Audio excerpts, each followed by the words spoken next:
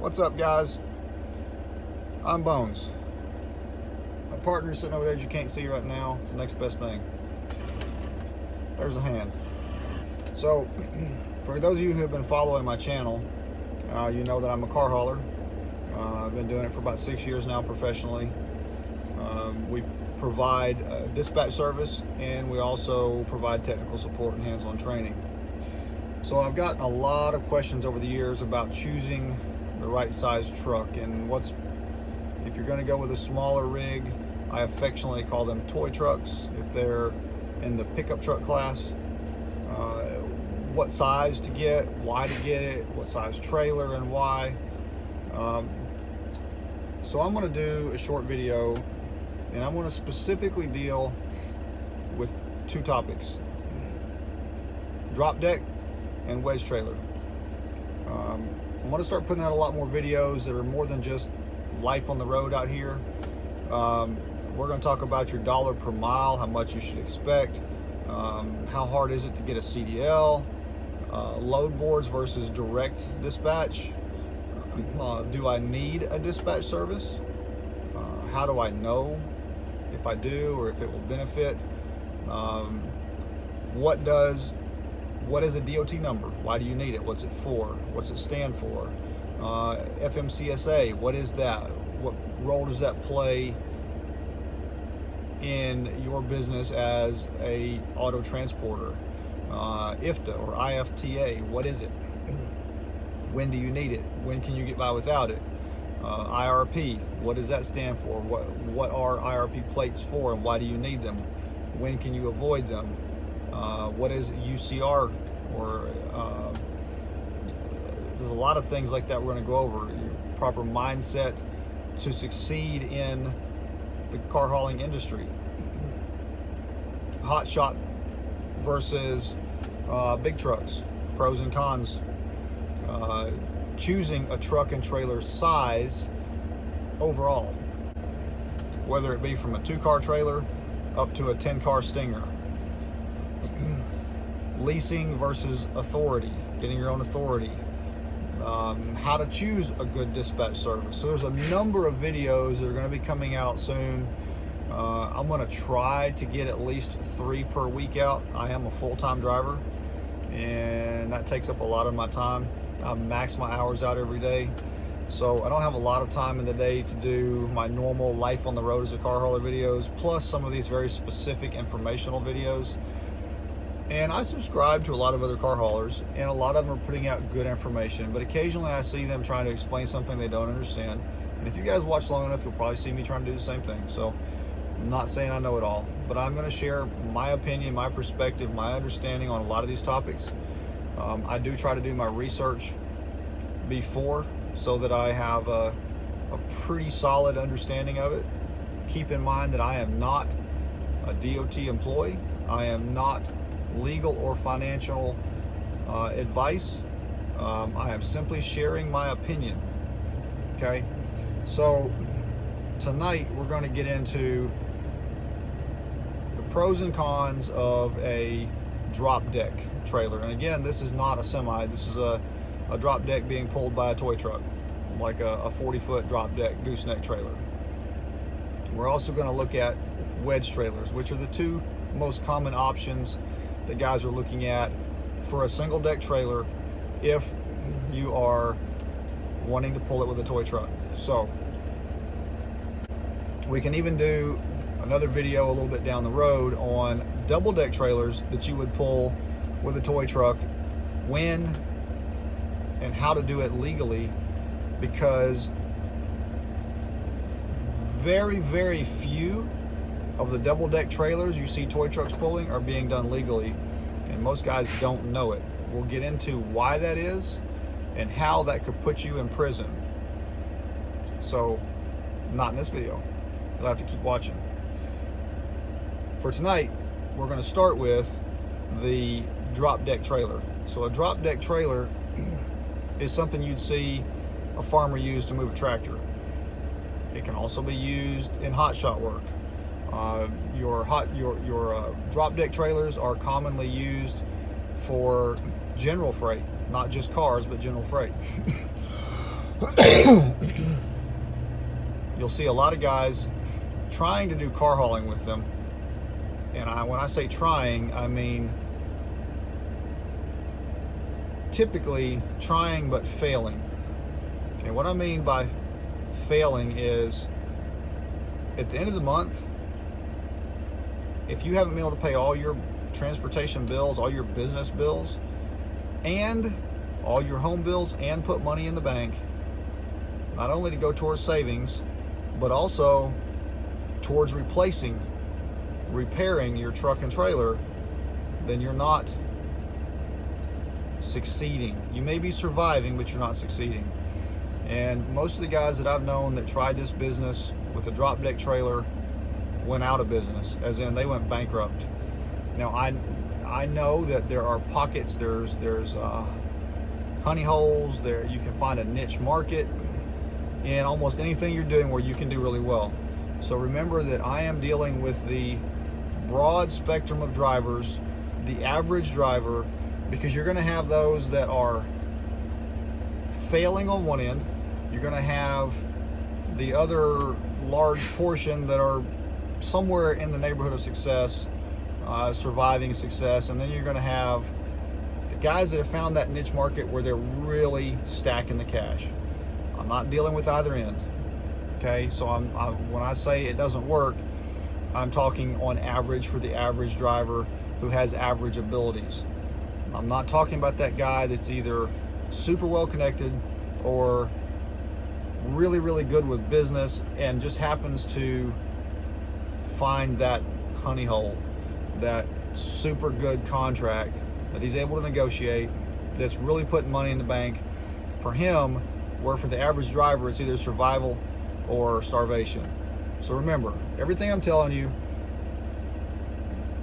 about how much you can make, what's available in the market, is all based on that middle of the road average. Okay, so let me show you what this trailer looks like. Now I hope you guys really appreciate the amount of work that Next Best Thing put into painting all these cars so we could get started. He actually ran out of paint before he got to the ones up here, okay? And this is how you see some guys trying to haul their stuff. It's just all haphazard and very illegal. Down here you have this load that fell off the trailer, but at least they got painted. All right, but seriously here we go. This is a drop deck trailer, okay? It's a gooseneck hitch. You can see the edge of it on the edge of the paper here. You can see about half of the hitch portion. This one is a gooseneck. This is not a fifth wheel, and we're going to get into the difference in a minute and why one is important. Much safer to have. Pickup truck will sit here, and the deck drops. You can't park anything up here. You will occasionally see a trailer like this designed that has a platform up here, and you'll see it used in general freight shipping. They'll put some pallets or things up here. I have seen guys design this to where they can haul a small car up here, a really small one, like a Mini Cooper or a Volkswagen, and occasionally they'll put some ramps on. But most guys don't start off with a trailer design like that.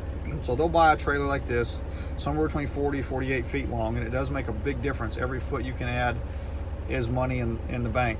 Okay, so the problem with a trailer like this, if you're going to do car hauling with it, is it is non-scalable. You cannot, other than adding some flip outs on the back here, there is nothing you can do to make this trailer more versatile, more money making friendly, other than adding another deck up here.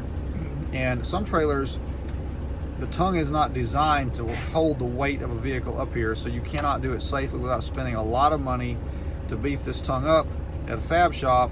And by the time you do that, you may as well have bought a trailer designed for the job in the first place. This trailer is designed for general freight, flatbed work, or some larger equipment, tractors, backhoes, things of that nature. But we're dealing with the auto transportation industry, not your oddball stuff. Okay, so here's the problem with this trailer. You'll notice when I put 3 cars on here, this trailer is full. That's it. Trailer's loaded. There's no more you can do with that. Even if you had 3 of these super short cars, you're still not going to get a 4th one on there. Now, if you got something like a smart car, maybe, but you can't haul smart cars all day long unless you get a contract with them, and then they're only one way. So for your average everyday car hauler, again, that's working off the open load boards, that's looking for the best paying freight on the market, your average everyday sedan is going to be a very common one. The smaller cars, not nearly as common. So what happens if you book a pickup truck? Well, let's see. Here's just your average F-150 4-door. Well, I can't put it on there, it's hanging off the back. And as you can see, right there is the end of the trailer. The flip out's already extended. And it's hanging off beyond the end of that trailer. Pickup truck won't fit. So, take one car off, now you've got a pickup and a car. You just lost money. No flexibility. Limited. You're going to drive 11 hours in the day. I'm going to drive 11 hours in the day pulling a 7 car, which means we're both working essentially just as hard as far as the hours in the day go. Yet who's taking home the most money? Again, we're talking averages. We're not talking if you find somewhere paying you $5 a mile both ways, because that's just not your average everyday car out there. So I think it's pretty obvious why this setup doesn't work. But let's play with this a little. So if you back one up all the way out on the flip outs, you set another one on there, you put another one on there. Now this is the guy that knows how to use a welder or has a friend that can weld. And you get some ramps on that thing, you might get a 4th car on there, either up on some ramps or setting up on top of that. I've seen this done, but it's not every day. And you're going to spend some money getting this set up correctly. The next big problem is the transition. Okay, so you have a very steep, give me that pen. There's only so long that you can put these ramps, okay? A set of 8-foot ramps is going to come down about like that, because this is about 4 feet tall. So 4 feet, double that distance, somewhere in that neighborhood. Now, I wish I had a car facing the opposite direction, but we're going to work with this. That's what we've got.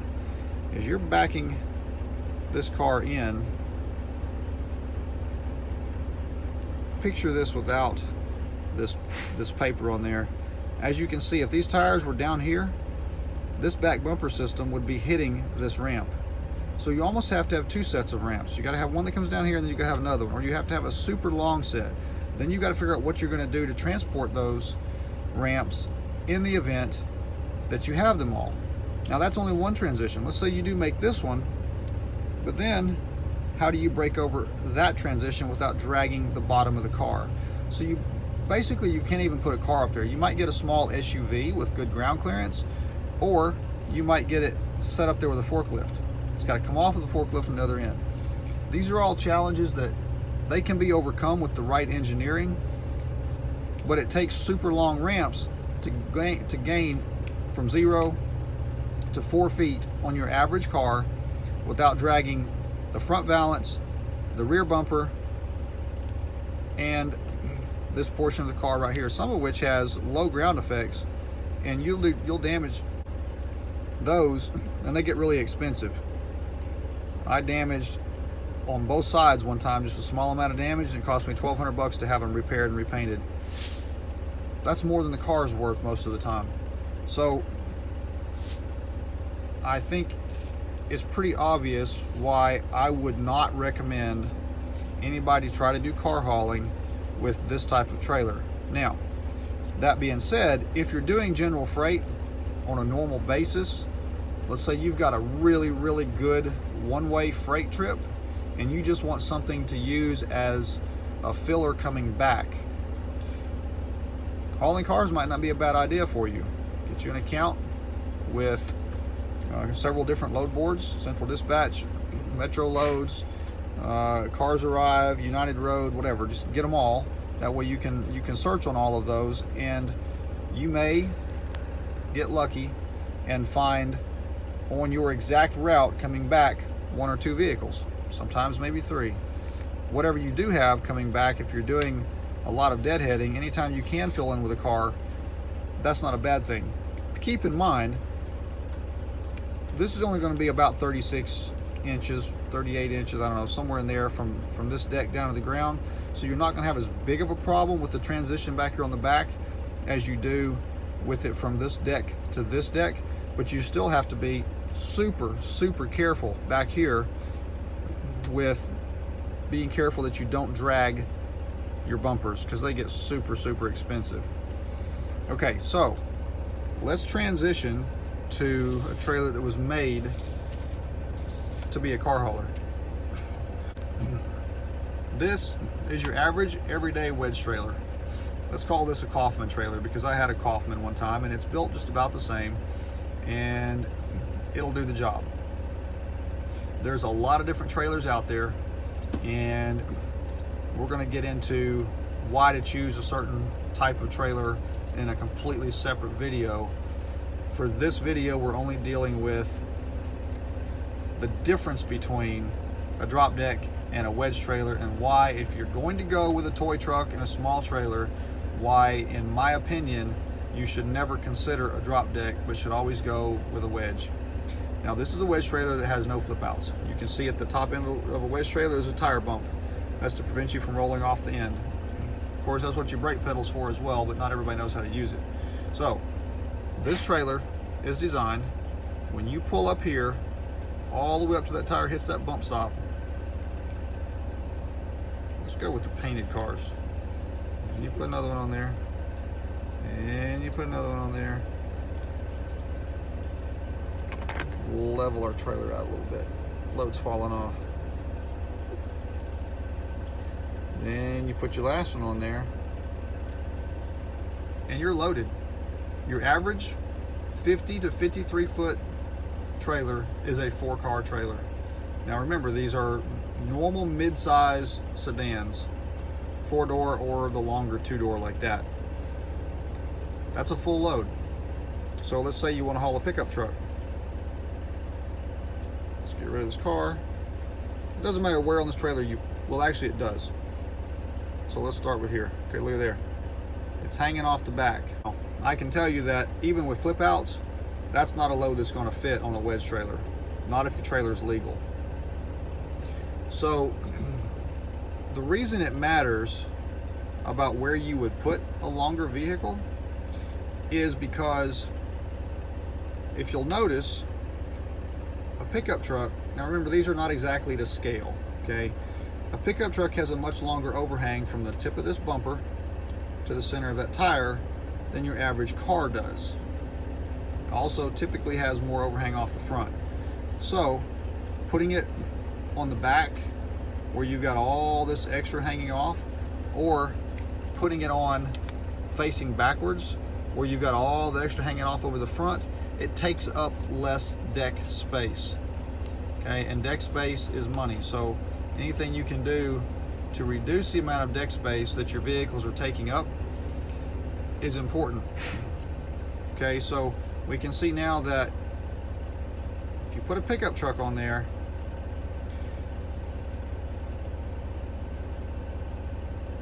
that's all you're going to get.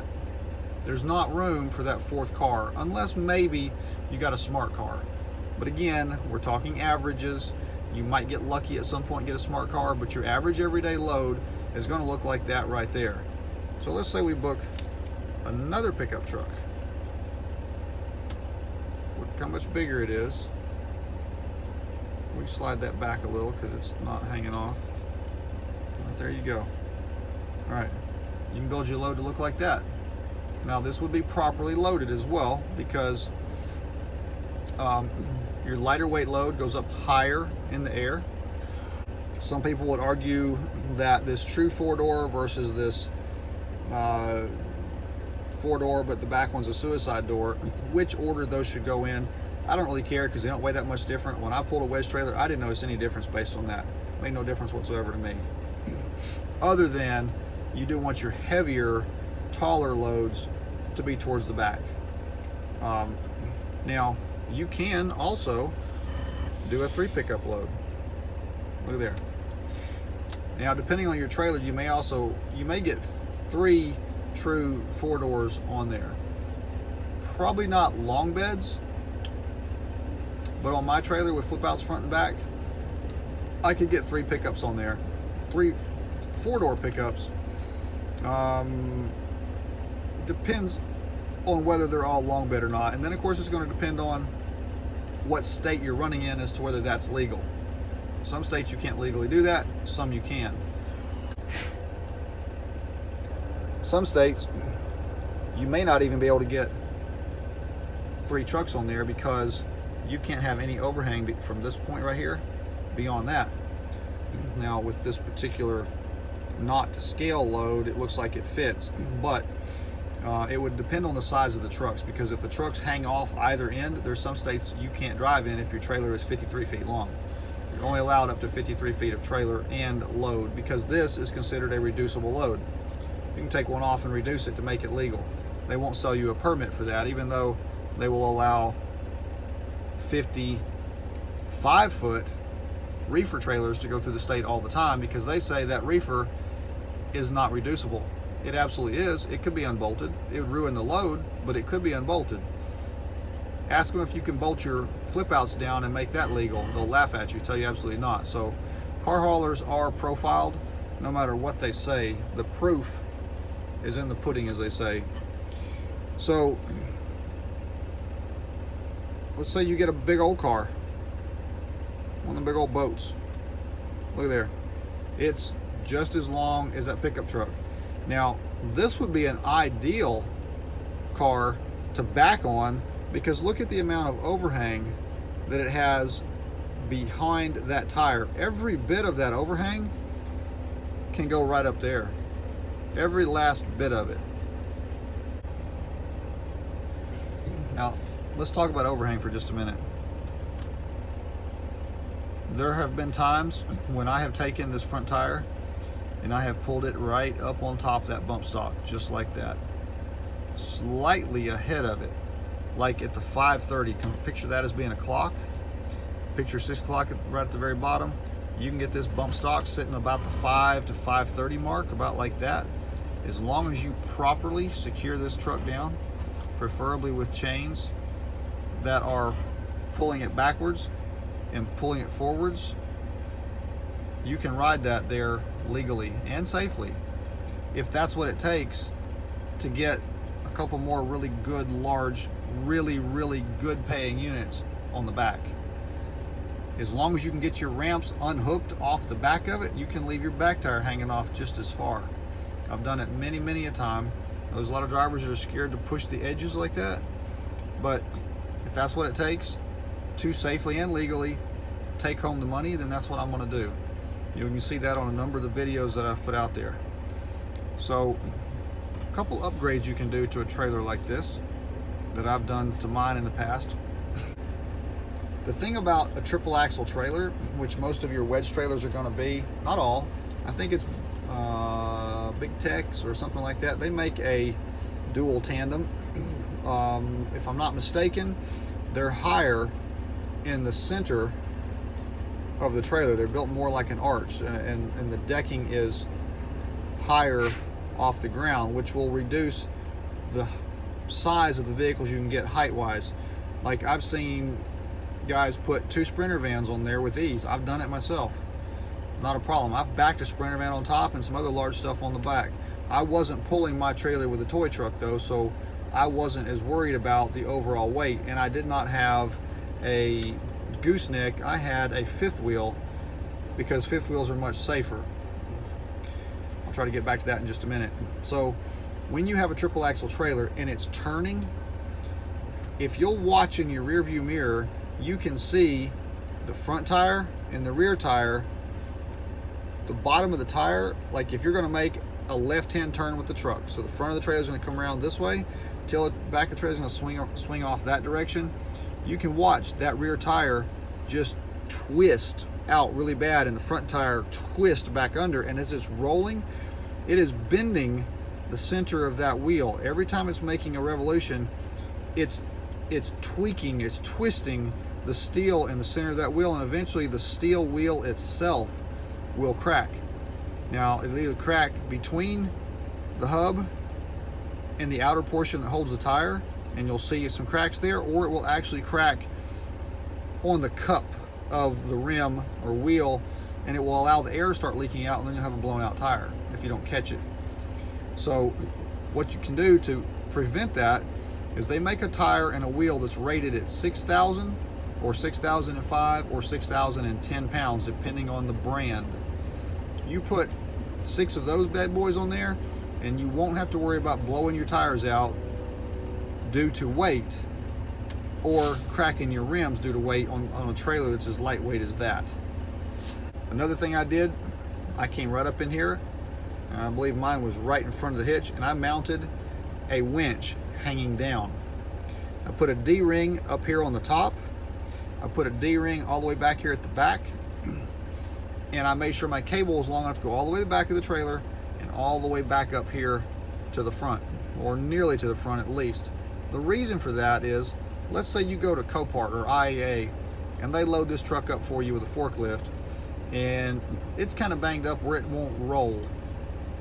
You know, one tire is all jacked up. It's crammed in against the fender, and it flat out will not roll, and the truck won't start. So how do you get it off? You take this winch, run it all the way back here to the back. You put your snatch block on this D-ring back here, and you run the winch back up here, and you tie it to it, and you can pull this truck right back off the back of the trailer, all the way back. If you run the cable all the way under the truck and hook it up to the front, you can pull this all the way back to right about that point. After that, you're gonna have to tie another vehicle to it and drag it the rest of the way off, but at least you got it back there where you can get it to it easily. You can also obviously load one, and if you take, rather than hooking the winch cable here to the front, if you run it all the way under to the back, you can pull this truck all the way up to that point right there with a winch that's sitting right there under the front tires. It's very simple, very easy, with the simple addition of a snatch block, which is a pulley and a hook. The cable runs through and the hook attaches to your D-ring there on the back. We'll do another video down the road, more specifics about winching, or you can go back in my existing YouTube channel. I've got a number of videos on there that are already dealing with winching a number of different vehicles on and how I did it. It's not complicated at all, and it makes you better money. You may be one of those people that just doesn't want to deal with in-ops, and if you're fine with making less money, then I'm certainly not going to fuss about it. But even if you don't intend to handle in-ops, occasionally you're going to run into something that doesn't work down the road. I had a little Volkswagen on today that was dispatched to me as a run and drive, and I had to offload it once. It barely started and ran. Second time I offloaded it, I was able to get it started and offloaded, but then it wouldn't start to reload, and it would start and die so much that the battery finally died. So I just ran my winch out, tied it to it, pulled it in, and left. If I didn't have a winch, I would have been having to call a tow service, wait for them to come load it, and that's just wasted money. So having a winch just for the same purpose you would a spare tire, only for when you need it, is still not a bad idea. But again, enough about winches. This video is specifically about the differences between the drop deck trailer and the wedge trailer. So I'm going to go over one more thing that is critical from a safety perspective. So let's get rid of all of our cars here, send them back to the paint shop to get finished.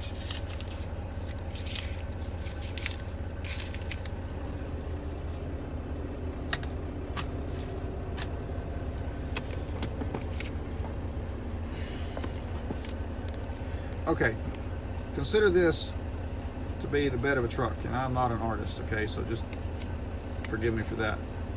All right, there's the bed of a truck. This is a gooseneck ball. Your trailer hitch Comes down over it like that. And there's the nose of your trailer. So pretend like you're looking out of the back window of your truck. Here's the problem with a wedge trailer or drop deck trailer that's a gooseneck. And this is why some insurance companies, I'm told, will charge more if you don't have a fifth wheel. The only thing keeping this trailer from falling over is the tire sitting on the ground. The truck's not doing it. The truck's keeping it from dropping straight to the ground, but it's not keeping this trailer from tipping one side or the other. This trailer right here can tip all the way over. You picture that trailer tipped over to that point right there, to where this hits this. Consider how much this trailer weighs, somewhere around 5,000 pounds, plus take or give a little, just depending on the brand, plus whatever load you have on it of a big old vehicle up there. I know I'm quite the artist. There you go. At least he's a happy driver in there. You take all that weight and you picture that tipping over against the side of this. Once it reaches this 45-degree angle, do you think there's much to keep it from going the rest of the way over? The side wall on that truck, it's just going to crush immediately. If it's a flatbed, it's going to go over even farther before it catches the truck, before this hits the truck. And there is no way that that truck, once all that weight is gone that far, is going to keep that vehicle from going the rest of the way over. That truck is going right on over with it. Now, picture the same thing with a fifth wheel plate and a second fifth wheel plate, top and bottom. This pivots on there, but this can't lean without taking the truck with it from the very beginning. If your average toy truck weighs somewhere around 8,000 pounds, take or give a little, that's 8,000 pounds anchoring that trailer to the ground at this point, not at this point. Because if the trailer makes it over to the 45-degree angle like that, these truck tires are already off the ground and it's already gone, but it took 8,000 pounds more of force. Yeah, that's probably not, a physicist wouldn't agree with me on that. It took a lot more pressure, force, gravity, pull, whatever you want to call it, to lift this 8,000 pound anchor up and over. So a fifth wheel hitch is far safer than a gooseneck, and I'm told with some insurance companies you can get a better rate if you can prove that you have a fifth wheel setup. Forget the rates on the insurance, just simply look at your own personal safety and that of people beside you. I have seen a wedge trailer like this with a gooseneck on a flatbed 5500 four-door, four-wheel drive diesel truck roll over on flat ground simply by pulling out of a red light and taking a left, and it only had two vehicles on there. One was an older antique car sitting up here. One was a larger four-wheel drive truck that really had a pretty good sized lift, and it was sitting right over there. So there really wasn't anything wrong per se with the way it was loaded. You could argue one way or the other about moving it a little bit, but the load itself wasn't wrong. Even the DOT didn't have a problem with how the load was put on there. It simply, when the gentleman pulled out and took a left, he probably hit it fairly hard, but it was at a flat level red light intersection. And once this trailer started going over, it went almost all the way over, probably to a 45-degree or beyond, before this part of the trailer hit the flatbed on that truck. And by the time it went that far, it just flipped that truck right over so fast they didn't know what hit them. Had that been a fifth wheel, I'm guessing that probably would not have happened, because that 5500 is not a lightweight truck. Could be wrong, we'll never know, but I'm guessing it would not have flipped. So just for safety's sake, spend a little extra, get a fifth wheel. All right guys, that is it for tonight. That's my opinion on the difference between these two trailers. If you're gonna go with a toy truck and you're gonna go with just a smaller trailer, go with a wedge trailer. Choose your own brand, I'm not dealing with brands at the moment. This is strictly the difference between a drop deck and a wedge. Y'all have a good evening.